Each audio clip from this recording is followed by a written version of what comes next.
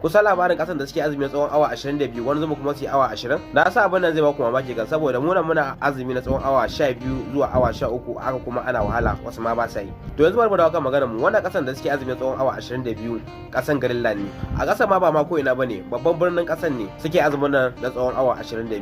A lokacin da rana yake fitowa a wannan kasan kuwa karfe 2:51 zuwa karfe 2:55 na dare fa. Sannan kuma rana yana fada musu karfe 9:44 na dare.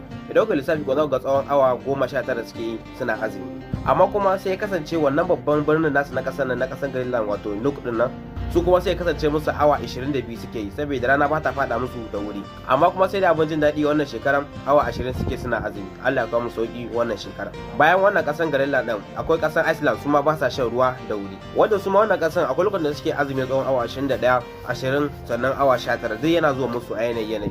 Amma sai dai kash akwai wanda ba sa kaiwa irin wannan awannin ba su gudu